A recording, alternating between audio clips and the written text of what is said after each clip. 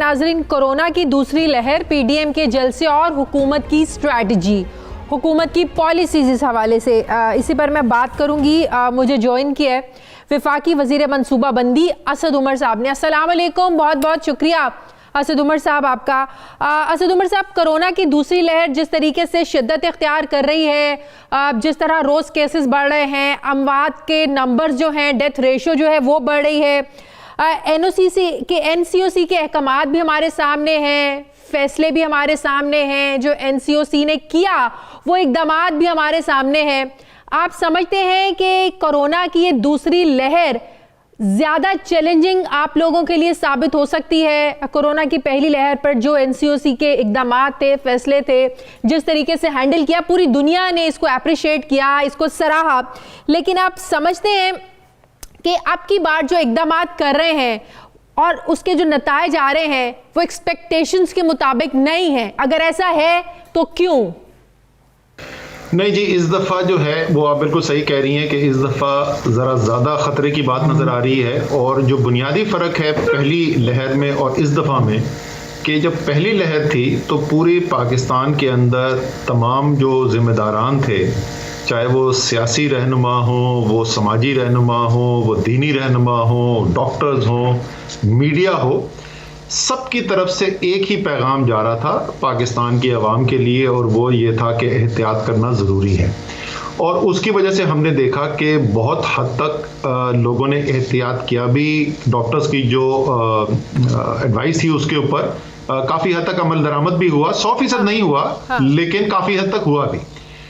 अब जो है इस दफ़ा फ़र्क ये हमें नज़र आ रहा है कि इस दफ़ा वो एक पैगाम नहीं जा रहा। हमें हमारे जो सियासी लीडर्स हैं उसकी तरफ से, जिनके बड़े लाखों की तादाद में मद्दाह हैं लोग, उनकी बात पर यकीन रखते हैं, वो उनसे ये सुन रहे हैं कि कोरोना तो कोई चीज़ ही नहीं है, ये तो हुकूमत किसी सियासी मकासद के लिए इस्तेमाल करना चाहती है। एक एक जगह पे 10-10, 20-20, 30-30 हज़ार लोग जमा हो जाएं तो उससे वबा के फैलाव में कोई फ़र्क ही नहीं पड़ता। तो जब लोग ये सुनते हैं तो उससे दो नुकसानात हो रहे हैं। एक तो जाहिर है कि वो खुद अपनी एहतियात करना छोड़ देते हैं, दूसरे जो इंतज़ामी कार्रवाई भी करने की कोशिश की जा रही है कि जो फैसले हो चुके हैं उन पे अमल दरामद कराना इसलिए मुश्किल हो रहा है कि लोग मुड़ के ये बोलते हैं कि जी जलसे तो चल रहे हैं, अब मेरी दुकान आप बंद कराने आ गए या मेरी शादी हॉल आप बंद कराने आ गए।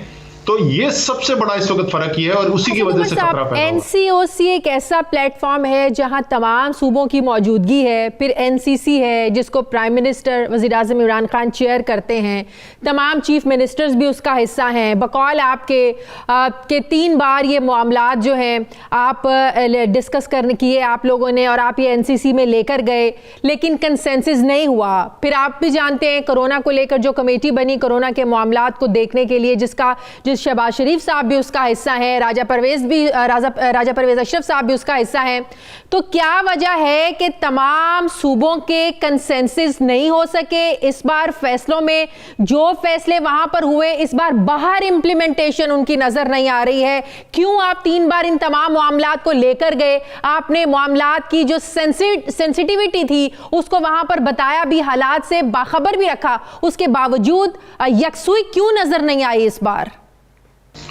क्योंकि इस दफा सियासत आड़े आ रही है ना। जो पहली दफा जो बात हो रही थी तो हो सकता है, और कई दफा होता था कि हमारी राय में, और जो मुस्लिम लीग नून की नुमाइंदगी कर रहे थे उस वक्त गिलगित बल्तिस्तान के वजीर आला या आज़ाद कश्मीर के वजीर आज़म, या हमारे सिंध में जो पीपल्स पार्टी के वजीर आला हैं, उनमें राय में इख्तलाफ होता था, लेकिन हदफ बिल्कुल एक ही था।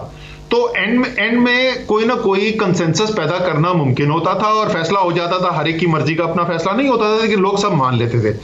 अब सूरत हाल ये है कि वो कमेटी पार्लियामान की जो बनाएगी, जैसे कि आपने जिक्र किया, उसमें शहबाज शरीफ, राजा परवेज अशरफ और जो टॉप के जो लीडर्स हैं वो सब पार्लियामान के मौजूद थे, जिसके 4 इजलास हो चुके थे। हाँ। उस कमेटी को उन्होंने, जब इजलास हमने बुलाया तो उन्होंने वो मानने को से इनकार कर दिया। उन्होंने वजीर अपने स्पीकर साहब के इस्तेकाक को चैलेंज कर दिया कि वो ये ऐसी कोई कमेटी बना सकते हैं कि नहीं बना सकते। जो आखिरी मीटिंग हुई थी जिसके अंदर कंसेंसस ना होने के बावजूद भी 10 नवंबर में वजीर आजम ने फैसला किया एनसीसी में कि जी अब हम इज्तिमात के ऊपर पाबंदी लगाने जा रहे हैं। 300 से ज्यादा के जो इज्तिमात हैं तो उसके अंदर सिंध की जो नुमाइंदगी है वो की थी डॉक्टर अजरा पेचियो, जो उनकी हेल्थ मिनिस्टर हैं और आसिफ जरदारी साहिबा की हमशीरा हैं।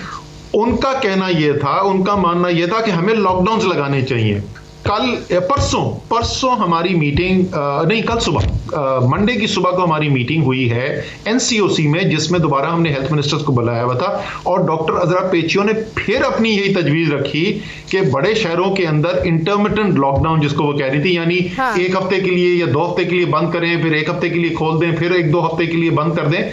वो तो ये समझती हैं कि ये करना चाहिए, लेकिन पॉलिटिकल लीडरशिप उनकी पार्टी की कहती है कि कोरोना से कोई फर्क ही नहीं पड़ता और जलसा करने से फर्क ही कोई नहीं पड़ता। तो काबीना में आज इस हवाले से क्या फैसले हुए, आपने क्या सजेशन दी और वजीर आजम साहब ने क्या डायरेक्शंस दी? देखें, कैबिनेट में एक तो ये जाहिर है कि आज जो अदादो शुमार हैं और आज आपने देखा कि दूसरी लहर की सबसे ज़्यादा अमवात जो हैं वो कल हुई हैं और ये तादाद बढ़ती चली जा रही है, उसका सब तफसील से जायज़ा लिया गया। फिर उसके अलावा फिर मैंने बताया कि हम कल इजलास कर रहे हैं एनसीओसी का, जिसमें हमने सूबों से मुशावरत की है और उनसे पूछा है कि मज़ीद क्या इक़दाम लेने की ज़रूरत है।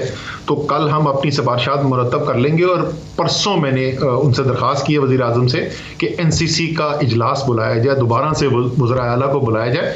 और तो ऐसे में तमाम वज़ीर आला जब आएंगे, जब सिंध के वज़ीर आला वहाँ पर आएंगे, सिंध के जो फैसले होंगे या सिंध की जो सजेशंस होंगी, क्या उसकी वैल्यू होगी? पीडीएम का हिस्सा हैं, वो तो तहरीकें चला रहे हैं, वो तो जलसे जुलूस कर रहे हैं, वो तो 13 दिसंबर को लाहौर में एक बड़ा जलसा पीडीएम करने जा रही है।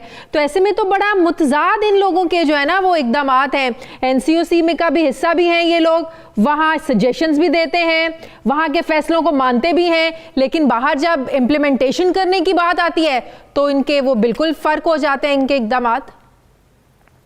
अब यही तो मुश्किल हमें सामने आ रही है ना कि देखें, अभी जैसे मैंने आपसे जिक्र किया था कि कल का मैंने जिक्र किया, डॉक्टर अजरा पेचियो न सिर्फ सिंध की पीपल्स पार्टी की हुकूमत की हेल्थ मिनिस्टर हैं, वो आसिफ जरदारी की हमशीरा हैं और वो ये कह रही हैं, क्योंकि वो हेल्थ के सेहत के पहलू से देख रही हैं, वो सियासत के पहलू से नहीं देख रही हैं, और वो कह रही हैं कि सूरत हाल ऐसी है। और आपको पता है सबसे ज़्यादा इस वक्त जो केसेस हो रहे हैं पाकिस्तान में, तकरीबन पूरे पाकिस्तान के निफ्स केसेस जो हैं वो तो सिर्फ कराची में हो रहे हैं। तो वो तो कह रही हैं कि बड़े सख्त इकदाम करने की ज़रूरत है, लेकिन जब आखिरी फैसले की बारी आती है तो उस वक्त सियासत बीच में आ जाती है। हाँ। तो हमारी तो अभी भी इनसे दरख्वास्त है, और मैं ये आपको बताऊं, मेरा अपना अब मैं सियासी तौर पर अपना एनसीओसी नहीं, मैं एक सियासतदान के तहत सोच रहा हूं, और मेरा मानना यह है कि इनको सियासी नुकसान होगा और बड़ा शदीद नुकसान होगा, क्योंकि पाकिस्तान देख रहा है कि किस तरीके से खुदगर्जी की जा रही है। वो लोग जो लॉकडाउन कहते थे, हाँ। जो कहते थे कि दिहाड़ीदार से उसकी दिहाड़ी छीन लो, जो कहते थे कि मुतवस्सित तबके के आदमी की जितनी भी बची कुची पूंजी है वो उसको चाहे बेशक खत्म हो जाए, लेकिन लॉकडाउन जरूर करो। वो ये कहते हैं कि अगर लोग मर भी जाएं, अस्पताल भर भी जाएं, लोगों का रोजगार छिन भी जाए, तो मैंने अपनी सियासत नहीं छोड़नी। मेरे ख्याल में इसका सियासी नुकसान होगा। नहीं तो असद उमर साहब, आप नहीं समझते जिस तरीके से हुकूमत ने जलसों को हैंडल किया वो ठीक नहीं था। कोई वाज़ेह पॉलिसी नज़र नहीं आई, हुकूमत हमें कंफ्यूज नज़र आई। इवन के हुकूमत के अपने अंदर, अपने लोगों के अंदर इख्तलाफ था। एक तबका ये था हुकूमत के अंदर जो कहता था कि जलसों को नहीं रोकना चाहिए, एक तबका ऐसा था कि बिल्कुल रोकना चाहिए, कानून को इस्तेमाल करना चाहिए, डंडे के इस्तेमाल से इनको रोकना चाहिए, हुकूमती रिट को चैलेंज नहीं होने देना चाहिए। अब एक तरफ कह रहे हैं कि हम जलसे नहीं रोकेंगे, जमहूरी अमल है, चलता रहना चाहिए, इनका हक है। दूसरी तरफ वज़ीर आज़म साहब कहते हैं जो कुर्सियां लगाएगा, साउंड सिस्टम लगाएगा, हम उनको पकड़ेंगे। या तो कुछ होता है या कुछ नहीं होता। तो हुकूमत बीच में खड़ी होकर कंफ्यूज क्यों है? या मुकम्मल इजाज़त दें या मुकम्मल रोकें, जैसे भी रोकें। अच्छा, वो साउंड सिस्टम और जो कुर्सी वाला है ना, उसको तो मैं बता दूं कि ये कानून का मुसलमा असूल है कि कोई और अगर किसी ने उससे बड़ा जुर्म किया हुआ है तो आपको जुर्म की माफ़ी नहीं होती। तो जुर्म तो वो भी कर रहे हैं, और वो जुर्म मैं इसलिए कह रहा हूँ, इसलिए नहीं कि मेरी ज़ाती राय है। हाई कोर्ट फैसला दे चुका है। हाई कोर्ट ने कहा है कि एनसीओसी के फैसले जो हैं और एनसीसी के फैसले जो हैं वो हतमी हैसियत रखते हैं और उनको कोर्ट में चैलेंज भी नहीं किया जा सकता। इसलिए ये गैर कानूनी इस वक्त इज्तिमा हो रहे हैं।